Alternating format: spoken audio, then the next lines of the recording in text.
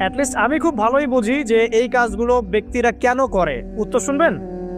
উত্তর হচ্ছে পরিবারের জন্য। কার জন্য? পরিবারের জন্য। মা, বৃদ্ধ মা আছে দেখতে হবে, দুই বাবা আছে দেখতে হবে, স্ত্রী আছে, আর স্ত্রী মাশাআল্লাহ একদম ফেমিনিস্ট, তার চাহিদা পূরণ করতে তার হিমশিম খেতে হয়। হ্যাঁ, একটা শাড়ি নেবে 20,000, ঠিক আছে, স্ত্রীর চাহিদা অনেক, গহনা গাড়ির অনেক চাহিদা, আর না দিলে তো আবার সমস্যা, বাসায় গেলে তো মানসিক টর্চার চলে রেখে দিবে। এখনকার বেশিরভাগ পুরুষই কিন্তু নির্যাতনের শিকার। এখনকার বেশিরভাগ পুরুষ কিন্তু পুরুষ নির্যাতনের শিকার। ম্যাক্সিমাম বাসায় গিয়ে দেখবেন টর্চার, এক একটা রিমান্ডের সেলের মতো, বুঝছেন? এবং এটা 7 দিন 5 দিন 7 দিনের রিমান্ড না, এটা লাইফ টাইম রিমান্ড, আর পুরো পুরো জীবন ধরে রিমান্ড চলবে আর কি। তো এই যে সমস্যা, কার কার জন্য করি? পরিবার, সন্তান, পিতা মাতা, আত্মীয় স্বজন, এগুলোর জন্য। কিন্তু একটা কথা শোনেন আমার, আমরা যখন মারা যাব না, আমরা মারা গেলে পরে 40 দিন তারা আমাদেরকে মনে রাখবে কিনা সন্দেহ আছে। বিশ্বাস করতেন না? এই যে আমাদের অনেক আত্মীয় স্বজন মারা গেছে না, বছরে একটা বারো কি কবরস্থানে কেউ গিয়েছে? বা হয়তো যায়, মৃত্যুবার্ষিকী ওই দিন যায়, তাই না? দেখেন আমরা কিন্তু আস্তে আস্তে ভুলে গিয়েছি তাদেরকে, আমরা ব্যস্ত হয়ে গেছে, ঠিক একইভাবে তারাও আমাদেরকে ভুলে যাবে। এই জন্য আমি বারবার আপনাদেরকে মনে করে একটা কথা, আমার জীবন থেকে উপলব্ধি করি একটা কথা, যে একমাত্র আল্লাহ ছাড়া এই পৃথিবীতে এবং পরকালে আমাদের আপন বলে কেউ নাই। বাকি সবাই সবার স্বার্থের জন্য আছে। মানুষ মানুষের অবস্থানকেই মূল্যায়ন করে, মানুষ মানুষের অবস্থানকেই মূল্যায়ন করে। আল্লাহ রাব্বুল আলামিন আপনার ভিতরটাকে ভালোবাসেন। দেখেন, আপনি যখন নামাজ পড়েন নাই, আল্লাহ পাক কিন্তু আপনাকে ধ্বংস করে দেন নাই। আল্লাহ পরম করুণাময় আপনাকে হেদায়েত দিয়ে নামাজি বানিয়ে দিয়েছেন। জীবনে অনেক পাপ করেছেন, ইনস্ট্যান্ট আল্লাহ পাক শাস্তি দিতে পারতেন, আল্লাহ পাক দেন নাই। আল্লাহ আপনাকে ভালোবাসেন, আল্লাহ আমাকে ভালোবাসেন। আল্লাহ পাকের এই ভালোবাসার ঋণটা শোধ করার জন্য হলেও নামাজি হয়ে যান, আল্লাহর পথে ফিরে আসেন, দিনের জন্য কিছু করেন, দিনের ফিকির করেন, পড়াশোনা করেন। প্রিয় ভাইরা, আল্লাহ পাক তৌফিক দান করুন। দেখুন, এই রিবা থেকে দূরে থাকার জন্য একটা হাদিস যথেষ্ট, যে 4 শ্রেণীর মানুষকে আল্লাহ রাসূল সাল্লাল্লাহু আলাইহি ওয়াসাল্লাম লাআনত করেছেন, অভিশাপ দিয়েছেন। ইনশাআল্লাহ আজকের লেকচার যাদের কানে যাবে, আমরা যদি না খেয়েও মরে যাই, আল্লাহ পাক না খেয়ে মারবেন না ইনশাআল্লাহ। রিজিক আছে, খাবো ইনশাআল্লাহ। কিন্তু হয়তো বা অভাব হবে, টাকা পয়সা একটু কম হতে পারে, অন্যের 10 তলা ফ্ল্যাট হবে, আমার হবে না, ঠিক আছে, অন্যের এত বিঘা বিঘা জমি আমার হয়তো হবে না। কিন্তু ইনশাআল্লাহ তাআলা এই যে দুনিয়ার মুসাফিরের জীবনটা, এটা মুসাফিরের জীবন না? মুসাফিরের জীবনটা কেটেই যাবে ইনশাআল্লাহ। কাটবে না? যে কোনো ভাবে হোক কেটে তো যাবেই ইনশাআল্লাহ। এই যে পরকালের জীবনটা একটা চেতনার শক্তি, জানেন? দুনিয়াতে যত বাধা বিপত্তি আসুক, গাল মন্দ খান, গীবত তহমত খান, কষ্ট হোক, নির্যাতন হোক, একটা বিষয় মনের মধ্যে শান্তি দেয়। কি শান্তি? যে এই দুনিয়ার জীবনটা তো আর চিরস্থায়ী নয়, এটা তো আর সারা জীবন থাকবে না। ইনশাআল্লাহ এই অবস্থা আস্তে আস্তে পরিবর্তন হয়ে যাবে। ফাইন্না মাআল উসরি ইউসরা, পরকালে ইনশাআল্লাহ পাবো। দুনিয়াতে না পেলে কি হয়েছে, পরকালে পাবো ইনশাআল্লাহ। যুবক ভাই, এইসব জেনা ছেড়ে দেন, আল্লাহ রাব্বুল আলামিন আপনার জন্য হুর রেখেছেন জান্নাত, ইনশাআল্লাহ পাবেন ইনশাআল্লাহ। এটা ছেড়ে দেন, সুদ ছেড়ে দেন, আল্লাহ পাক আপনার জন্য হাউজে কাউসার রাখছে ইনশাআল্লাহ, ঠিক আছে? অন্যায় পাপ ছেড়ে দেন, আল্লাহ রাব্বুল আলামিন আপনার জন্য জান্নাত রেডি করে রাখছে ইনশাআল্লাহ। এই দুনিয়ার জীবনটা ধোঁকা, একটা ছোট্ট জীবন, পুরা ধোঁকা, কিচ্ছু নাই এর মধ্যে। আমার কথা শোনেন, এই দুনিয়ার জীবনে কিছুই নাই। চারপাশে অনেক কিছু মনে হবে, আপনার বাড়ি আছে, গাড়ি আছে, স্ট্যাটাস আছে, টাকা পয়সা, প্রতিপত্তি সব আছে। আদতে আপনি একা, আদতে আপনাকে একাই কবরে যাওয়া লাগবে, একাই আল্লাহর সাথে হিসেব নিকেশ দিতে হবে, কেউ নাই সাথে, আমারও সাথে কেউ নাই। কিন্তু আপনি মনে করছেন যে সেলিব্রিটিজম বড়, আমি পলিটিক্যাল নেতা হয়েছি, আমাকে সবাই চেনে, আমি ইকোনমিক সেক্টরে লিড দেই, রাষ্ট্রকে লিড দেই, আমি ধর্মতাত্ত্বিক ক্ষেত্রে লিড দেই, আমাকে দেখলে মানুষ বাহবা দেয়, ইত্যাদি ইত্যাদি। দিন শেষে আমি একা, আপনিও একাই, আমাকেও একাই যেতে হবে, আপনাকেও একাই যেতে হবে। এগুলো সব চারপাশের খালি অন্ধ মোহ, আর কিচ্ছু না। তো এই মোহের মধ্যে ঢুকে পড়বেন, আল্লাহ পাক তৌফিক এনায়েত করুন। নবী সাল্লাল্লাহু আলাইহি ওয়াসাল্লাম বারবার বলতেন, আল্লাহুম্মা ইন্নী আউযু বিকা মিন ফিতনাতিদ দুনিয়া, বলতেন না? হে আল্লাহ, আমি এই দুনিয়ার ফিতনা থেকে তোমার কাছে আশ্রয় প্রার্থনা করছি। ওয়া ইন্নী আউযু বিকা মিন ফিতনাতিন নিসা, আমি মহিলাদের ফিতনা থেকেও আশ্রয় প্রার্থনা করছি। আরো দোয়া করতেন, আল্লাহুম্মা ইন্নী আউযু বিকা মিন আযাবিল কবর, হে আল্লাহ, আমি কবরের আযাব থেকে আশ্রয় প্রার্থনা করছি। ওয়া আযাবি জাহান্নাম, জাহান্নামের আযাব থেকে আশ্রয় প্রার্থনা করছি। ওয়া মিন ফিতনাতিল মাহইয়া ওয়াল মামাত, জীবন মৃত্যুর ফিতনা থেকে আশ্রয় প্রার্থনা করছি। ওয়া মিন শাররি ফিতনাতিল মাসিহিদ দাজ্জাল, এবং দাজ্জালের ফিতনা থেকে আশ্রয় প্রার্থনা করছি। দাজ্জালের পরে আসবো ইনশাআল্লাহ। দাজ্জাল নিয়ে আলোচনা করলে আবার কিছু মানুষ খারাজি ট্যাগ লাগাই দিতে পারে, ওই জন্য এদিকে আমি এখন যাচ্ছি না। হ্যাঁ, সামনে আসি। তো রিবার বিষয়টা বলছিলাম, আইয়ামে জাহিলিয়াতের যে সেই রিবা এখনকার বিশ্বে আছে কি নাই বলেন? ওই সময় না হয় মক্কায় ছিল, এখন কি সারা বিশ্বব্যাপী নাই? বিশ্বের কোনো কান্ট্রি রিবা মুক্ত না, বিশ্বের কোনো দেশ রিবা থেকে মুক্ত থাকতে পারবে না এই বিশ্ব পরিচালনা যারা করছে ওদের আন্ডারে থাকলে। কখন হবে বিশ্ব রিবা মুক্ত? একদিন বিশ্ব রিবা মুক্ত হবে ইনশাআল্লাহ। একদিন না একদিন এই বিশ্বটা সুদ মুক্ত হবে ইনশাআল্লাহ তাআলা। তখন জালেম পার পাবে না, মাজলুমের রক্ত শ্রম বৃথা যাবে না ইনশাআল্লাহ। কবে, কত বছর পর আমি জানি না, কিন্তু এতটুকু জানি যে মালহামার পরে যখন আল মাহদি আসবেন এবং তারপর যখন মাসিহুদ দাজ্জাল বের হবে এবং ঈসা ইবনে মারইয়ামকে আল্লাহ পাক নামিয়ে দিবেন, তার হাতে যখন দাজ্জাল নিহত হবে এবং জেরুজালেম থেকে যখন পুরো বিশ্ব শাসন করা হবে মুসলিমদের হাতে, তখন রিবা বলে কিচ্ছু থাকবে না পৃথিবীর ইনশাআল্লাহ। তার আগ পর্যন্ত এই অবস্থা সলভ হবে কিনা আমরা জানি না, হতেও পারে নাও হতে পারে, তবে ওই সময় যে হবে নিশ্চিত ইনশাআল্লাহ। আসুন, আইয়ামে জাহিলিয়াতের আরেকটা বড় পাপ ছিল যে এক ভাই বলেছেন, সেটা হচ্ছে নারীর অবমাননা। কে বলেছে এই কথাটা? সামনে একজন। হ্যাঁ, আইয়ামে জাহিলিয়াতের অন্যতম একটা সেরা পাপ ছিল কি? নারীর অবমাননা। এটা নিয়ে কি বলতে হবে? এখন ধর্মের মধ্যেও আমরা নারীদেরকে অবমাননা করছি। বহু নামাজি ব্যক্তি আছে আমাদের মধ্যে, দেখবেন বোনের সম্পত্তি দেয় নাই, মেয়েকে শিক্ষিত করতে যাচ্ছেন না। কেন যাচ্ছেন না? ওর কি অধিকার নাই শিক্ষার? আপনি কি জানেন যে আয়েশা রাদিয়াল্লাহু আনহার কাছে বহু সাহাবী হাদিসের তালিম নিয়েছেন, বহু হাদিস শিখিয়েছেন কে? মা আয়েশা রাদিয়াল্লাহু আনহা। তো তিনি যদি শিক্ষিত না হতেন শেখাতে পারতেন? তো মেয়েদের শিক্ষার দরকার আছে না? হ্যাঁ, কি বিষয় দরকার? তাদের উপযুক্ত পরিবেশ নিশ্চিত করতে হবে, নিরাপত্তা, পর্দা এগুলো নিশ্চিত করতে হবে। তারপরে মেয়েদেরকে আপনি অবশ্যই শিক্ষিত করবেন। ঘরের কোণে বসে রাখতে কে বলেছে? আপনি নিরাপদ পরিবেশ দেন, পর্দা দেন, তারা মাদ্রাসা যাবে, পড়াশোনা করবে। ঠিক আছে? আল্লাহ পাক আমাদের মা বোনদেরকে শিক্ষিত করার তৌফিক দান করুন, আমিন। ভালো ভালো কোয়ালিটি সম্পন্ন মহিলা মাদ্রাসা গড়ে তোলেন। আর মেয়েরা যদি শিক্ষিত না হয় তাহলে আমাদের বাড়ির বউরা শিক্ষিত হবে না, আর বউ শিক্ষিত না হলে আপনি একা শিক্ষিত হয়ে লাভ নাই। তখন ওই যে বললাম টর্চার সেল, ওই টর্চার সেলে ঢুকতে হবে আর কি। কথা বুঝতে পারছেন না? আগে বিয়ে শাদী করেন, বুঝবেন ইনশাআল্লাহ। আর যারা করেছেন তারা অলরেডি হাসছে যে মিসমিট করে দেন। ঠিক আছে? আচ্ছা, সামনে আসেন। দেখেন মেয়েদের অবমাননা কিভাবে দেখাবো। সবচেয়ে বড় অবমাননা হচ্ছে ওদের দেহটাকে আমরা এখন পণ্য বানিয়েছি। এই যে পর্নোগ্রাফি দেখেন, এই মেয়েগুলোর ইজ্জতের কোনো দাম নাই। মানে তাদের দেহটাকে একটা ব্যবসার সামগ্রী বানানো হয়েছে। এখানে আমরা মেয়েদের দেহটাকে আমরা কি বানিয়েছি? পণ্য বানিয়ে দিয়েছি। আর এখন তো চলছে কাপড় খোলার সংস্কৃতি। প্রত্যেকটা সেক্টরে আপনি গিয়ে দেখবেন মেয়েদের ইজ্জত, সম্মান, আব্রুটাকে উন্মুক্ত করে এটাকে দিয়ে আমরা বিজনেস করছি আর কি। এটা একটা বিজনেস। তো এখানে সমাধান কি? সমাধান আয়েশা রাদিয়াল্লাহু আনহা। সমাধান কে? সমাধান ফাতিমা রাদিয়াল্লাহু আনহা। সমাধান কে? সমাধান খাদিজা রাদিয়াল্লাহু আনহা। আমাদের মা, আমাদের বোন, আমাদের স্ত্রীদেরকে তাদের মতো করে মানুষ করতে হবে, গড়ে তুলতে হবে ইনশাআল্লাহ। দেখবেন নারীর সত্যিকারের সম্মান নিশ্চিত হবে ইনশাআল্লাহ। ইসলাম কি কখনো বলেছে যে মেয়েরা কাজ করতে পারবে না, পড়াশোনা করতে পারবে না ইত্যাদি? এই নাস্তিকরা তথ্যন্ত যুক্তি দিয়ে আক্রমণ করে। কে বলেছে সমস্যা? এমন ইসলামিক স্টেট আছে যেখানে একটা স্টুডিও, মনে করে স্টুডিও, ছবি তোলা হয় কথার কথা, সেখানে সব কর্মী মহিলা, কোনো পুরুষ নাই।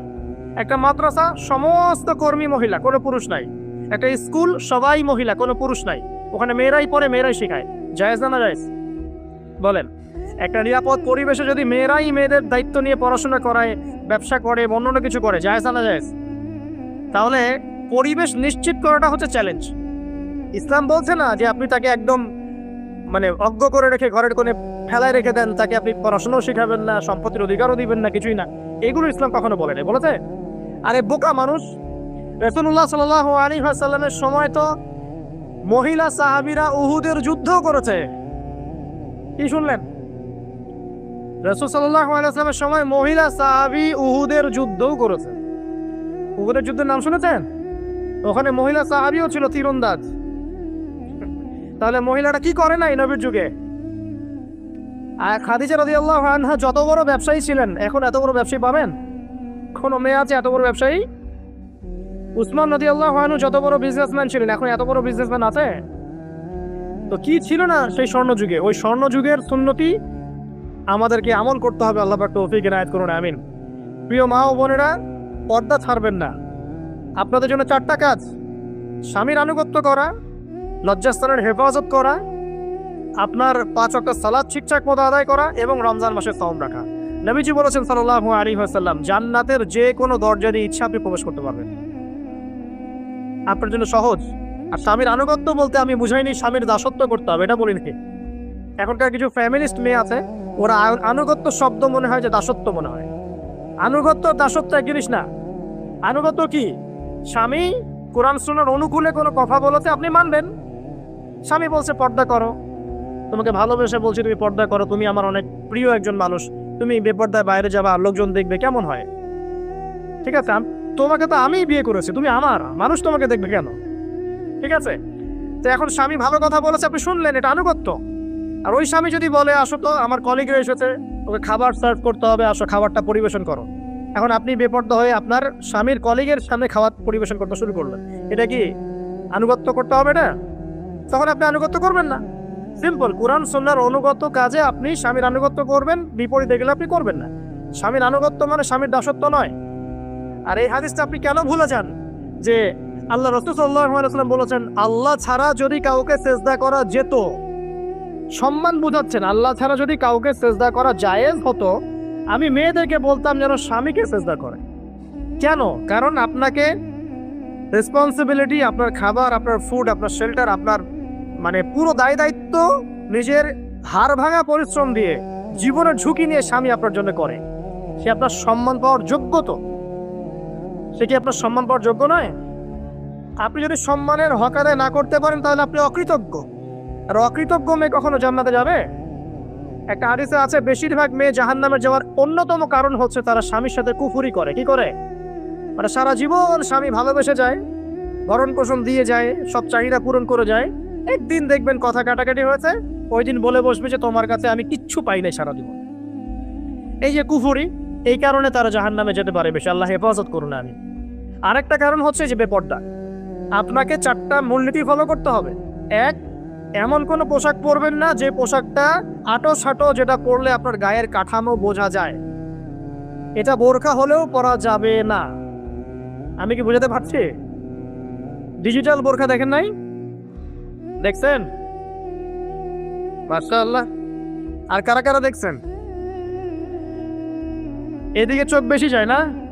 আচ্ছা, এমনি দেখা যায়, চোখ দিতে হয় না, এমনি দেখা যায়। ডিজিটাল বোরখা চলবে না, ডিজিটাল বোরখা চলবে না। আমার মত, এটা আমি মত দিচ্ছি, আমি আল্লাহর রাস্তায় সময় দিয়েছি অনেক দিন, এবং এখানে যে পর্দাটা শেখানো হয় এরকম পর্দা আমি অন্য কোথাও দেখিনি। এত চমৎকার পর্দা শেখানো হয়। কারা কারা সময় লাগিয়েছেন? 3 দিন 7 দিন সময় দিয়েছেন কারা কারা? বেশিরভাগই দেন নাই। সমস্যা নাই, দিতে হবে। আমি বাধ্যতামূলক বলিনি আপনাকে, বলেছি এখানে পর্দা শেখানো হয়, চমৎকার পর্দা শেখানো হয়, যে এখানে চোখটা পর্যন্ত তাদের ঢেকে রাখার তালিম দেওয়া হয়। যাই হোক, যেখানেই শেখেন অ্যাটলিস্ট পর্দাটা শিখলেই হলো। এমন পোশাক হবে না যে পোশাকটা আটো সাটো, যেটা পরে আপনার গায়ের কাঠামো বোঝা যায়। 2 নম্বরে, এমন পোশাক পরা যাবে না যে পোশাকটা পরলে বাইর থেকে ভিতরের অঙ্গ দেখা যায়। দেখেছেন? দেখেন নাই? দেখছেন হুজুর? আচ্ছা, আপনারা তো সব দেখেন দেখি। তারপরে 3 নাম্বার, এমন পোশাক পরা যাবে না যেটা অমুসলিমদের সাথে সাদৃশ্য আছে। কথা বুঝতে পারছেন? অমুসলিমদের ধর্মীয় বিষয়ের সাথে সাদৃশ্য আছে এমন পোশাক মুসলিম মেয়েদের পরা যাবে না। এর মানে এই নয় যে অন্য ধর্মকে আপনি আক্রমণ করবেন, এটাও নয়। যে যার ধর্ম তাদের স্বাধীনতা মতো পালন করবে। মুসলিমরা বাধা দিবে? দিবে না। মুসলিমরা দাওয়াত দিতে পারে। কি করতে পারে? দাওয়াত দিতে পারে যে ভাই, যে লা ইলাহা ইল্লাল্লাহ কনসেপ্ট আপনাকে বুঝাচ্ছি, আল্লাহ ছাড়া কোনো মাবুদ নাই, মুহাম্মদ সাল্লাল্লাহু আলাইহি ওয়াসাল্লাম সর্বশেষ রাসূল, এই কোরআন পড়ুন, হাদিস পড়ুন, দেখুন এটাই হচ্ছে মানবতার মুক্তির সনদ।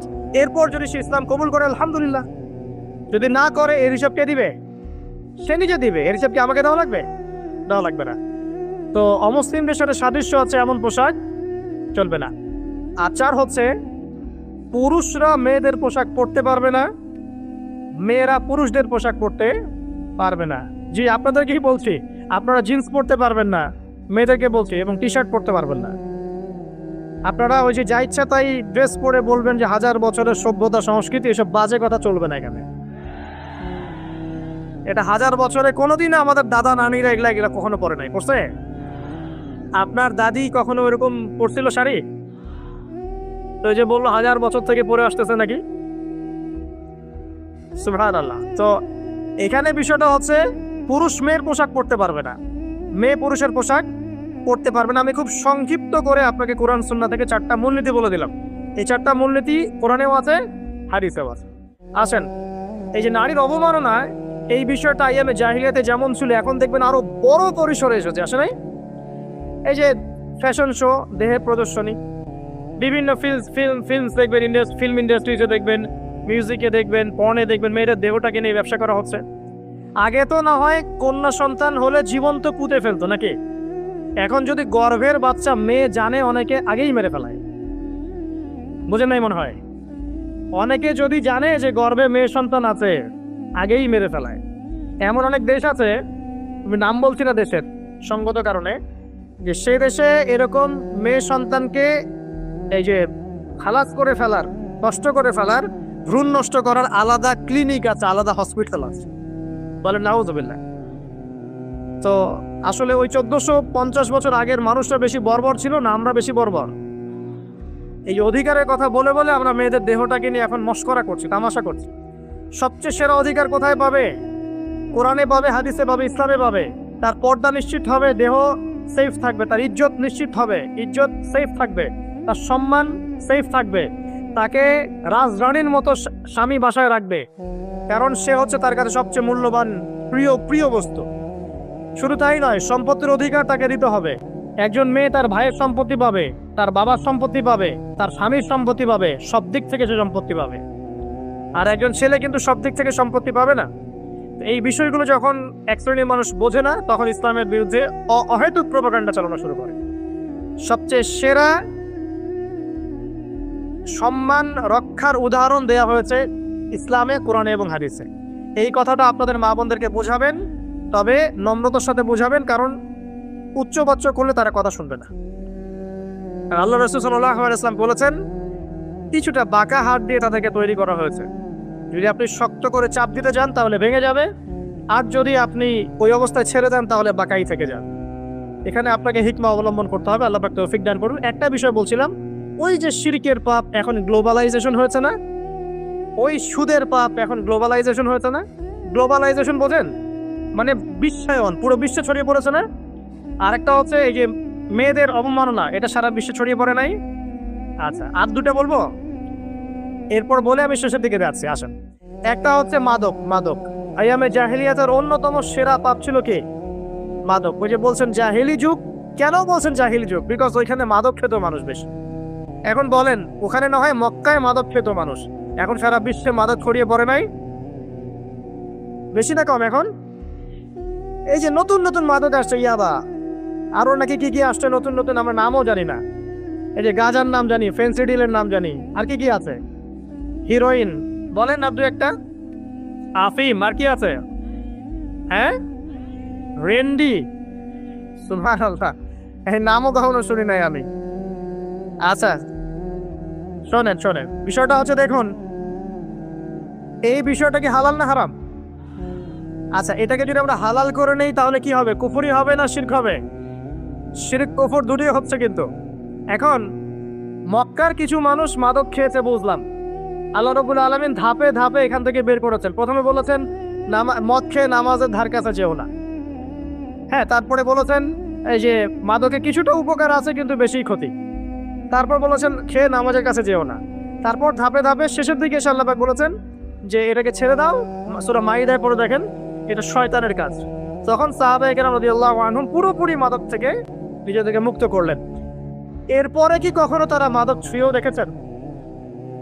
বরং মাদক দ্রব্য সেবন করলে 40টা লাঠি বেত্রাঘাত করতে হয়, ইসলামিক শাস্তি। কয়টা লাঠি?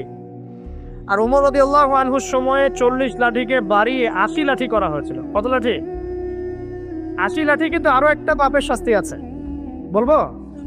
অপবাদ এখন যেটা বেশি দেওয়া হয়, অপবাদ, মিথ্যা অপবাদ, সতীসাধী নারীর উপরে মিথ্যা অপবাদ, এর এর শাস্তি হচ্ছে 80 লাঠি। আবার 100 লাঠির শাস্তি আছে, 100 লাঠি। এটা কিসের জানেন? জিনা, জিনা। এই যে যারা করছেন, এর শাস্তি হচ্ছে 100 লাঠি। তাও জনসমক্ষে দিতে হবে, গোপনে না। আর 1 বছরের জন্য এলাকা ছাড়া করতে হবে। রজম একটা শাস্তি আছে, রজম। এটা কি? রজম মানে পাথর নিক্ষেপ করে হত্যা। এটা তো বর্বর, তাই না? অমানবিক, মধ্যযুগীয়। এসব কথা শুনছেন না? শোনেন, কিছু কিছু বিষয় আছে যে বিষয়গুলো করার পরে এই পৃথিবীতে মানুষ বেঁচে থাকার অধিকারটা হারিয়ে ফেলে। কথা বুঝতে পারছেন না মনে হয়? কিছু কিছু পাপ আছে, এগুলো করলে পরে মানুষ এই পৃথিবীতে বেঁচে থাকার অধিকারটা হারিয়ে ফেলে। যেমন কোনো বিবাহিত ব্যক্তি যদি জেনা করে, নাউজুবিল্লাহ, কোনো ছেলে যদি কোনো ছেলের সাথে সম্পর্ক করে, কামি করে, বা এটাকে যেটা গে মানে যেটা কি বলে, এটা ঠিক আছে, এই কাজ যদি কেউ করে, নোংরা কাজ যদি কেউ করে, কোনো মেয়ে যদি কোনো মেয়ের সাথে এরকম কোনো কাজ করে, একই পাপ। এইসব পাপ করলে পরে এই পৃথিবীতে বেঁচে থাকার অধিকারটা সে হারিয়ে ফেলে। কথা কি বুঝতে পারছেন? আচ্ছা, তখন শাস্তি হচ্ছে আল্লাহ রাব্বুল আলামিন পাথর নিক্ষেপ করে হত্যা করতে বলেছেন। কারণ হচ্ছে সে এত গর্হিত একটা কাজ করেছে যেটা এই শাস্তি পাওয়ার সম্পূর্ণ যোগ্য। এবং কওমে লূত নামে যে কওম ছিল, ওই কওমটাকে আসমানে উঠিয়ে আল্লাহ পাক পাথর বর্ষণ করে এভাবেই শেষ করে দিয়েছেন। জর্ডান একটা দেশ আছে না, জর্ডান, জর্ডানের পাশে ডেড সি নামে একটা জায়গা আছে, ডেড সি, মৃত সাগর।